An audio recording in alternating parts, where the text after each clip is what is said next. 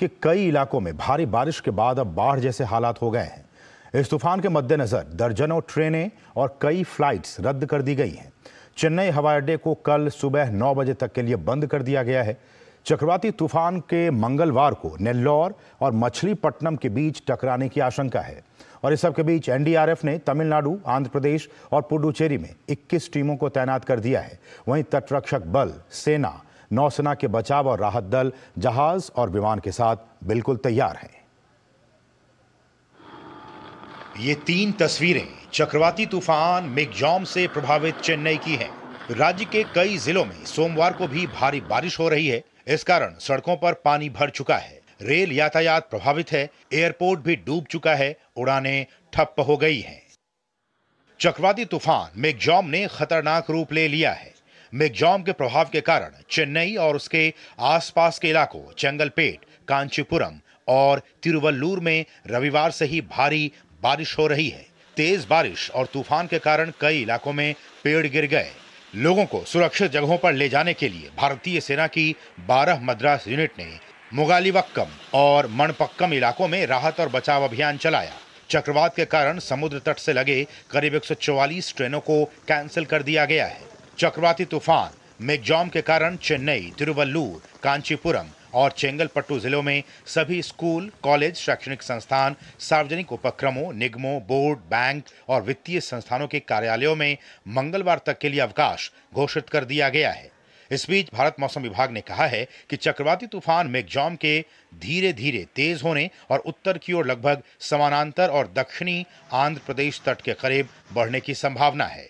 मौसम विभाग ने कहा है कि मिगजॉम का असर 6 तारीख तक रहेगा।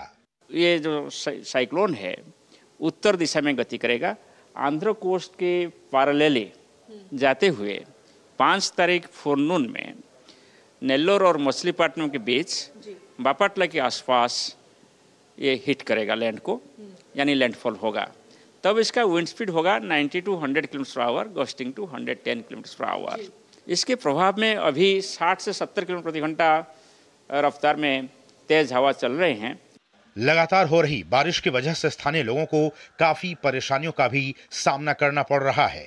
Yesterday itself it was heavy rain, so that the road will blocked continuously. The heavy water stacked on the road. It is a torrential downpour in whole of Chennai and Tamil Nadu, parts of Tamil Nadu. The water is logging. The drainage and has been mixed. मौसम विभाग ने कहा है कि तूफान बंगाल की खाड़ी से उत्तर पश्चिम दिशा की ओर बढ़ रहा है, जिस पर लगातार नजर रखी जा रही है। विभाग के अनुसार तमिलनाडु और आंध्र प्रदेश के तटों पर पहुंचने के बाद चक्रवात के फिर से मुड़कर उत्तर की ओर बढ़ने की संभावना है। वहीं 5 दिसंबर को ये बड़े चक्रवाती तूफान के रूप में आंध्र प्रदेश के तट पर टकरा सकता है। इसके चलते आंध्र प्रदेश में भी तैयारियां जोरों पर हैं। आंध्र प्रदेश के मछलीपट्टनम में एनडीआरएफ की 21 सदस्यीय टीम पहुंच चुकी है।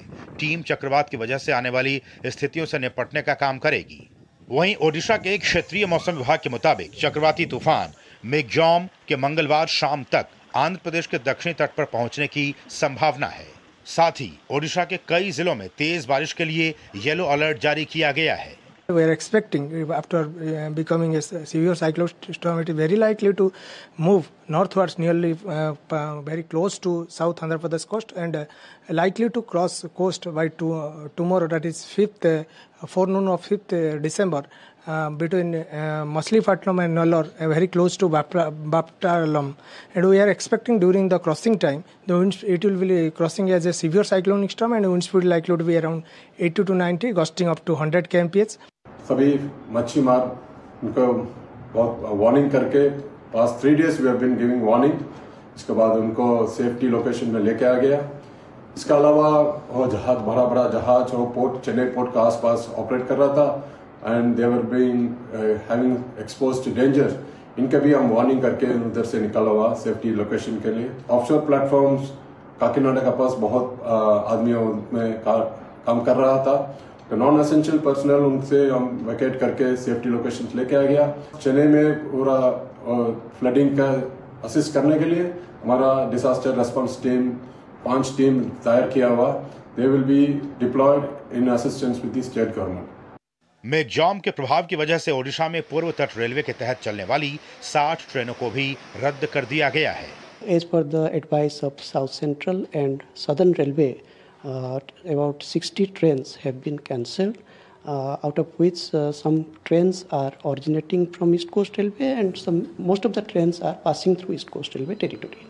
मौसम विभाग के मुताबिक चक्रवात के कारण 6 और 7 दिसंबर को बंगाल के कई जिलों में भी हल्की बारिश हो सकती है, जिसमें मेदिनीपुर, झारग्राम, परगना, कोलकाता, हावड़ा और हुगली शामिल हैं। तूफान का आंध्र प्रदेश और तमिलनाडु में असर ज्यादा होने की वजह से सरकार और प्रशासन ने सभी को सुरक्षित जगहों पर रहने की सलाह दी है। साथ ही मछुआरों को 6 तारीख तक समुद्र में ना जाने का सुझाव दिया गया है। इसके बाद ही हालात सामान्य होंगे। Bureau report, DD news.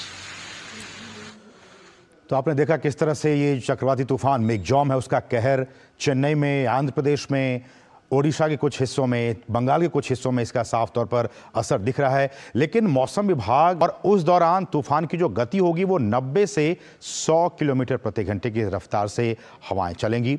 5 तारीख को ही तूफान देर शाम अभी भीषण चक्रवाती तूफान है और उसके बाद ये चक्रवाती तूफान में बदल जाएगा, ऐसा मौसम विभाग का कहना है। इस वक्त भीषण चक्रवाती तूफान के तौर पर इसे दर्जा दिया गया है और जब ये चक्रवाती तूफान में तब्दील होगा तब इसकी जो स्पीड होगी वो 60 से 70 किलोमीटर प्रति घंटे की हो जाएगी इस तूफान की गति।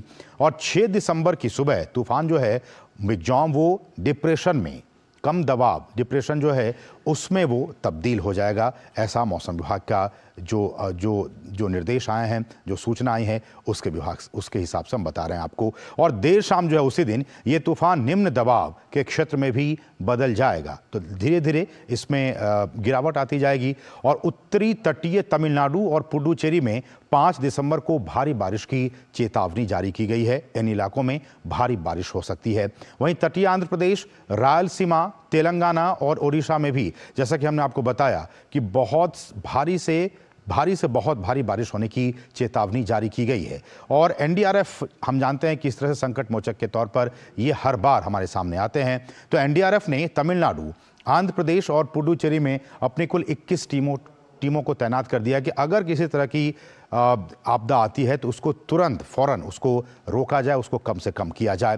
तटरक्षक बल, सेना, नौसेना के बचाव और राहत दल भी लगातार अपने जहाज और विमान के साथ तैयार हैं इससे निपटने के लिए। और केंद्र सरकार जो है वो आपदा से पहले ही, आप जानते हैं कि हर बार इस तरह की जब आपदाएं आती हैं तो वो अपनी तैयारियों पर लगातार ध्यान केंद्रित कर देती है ताकि कम से कम जान और माल का नुकसान हो सके।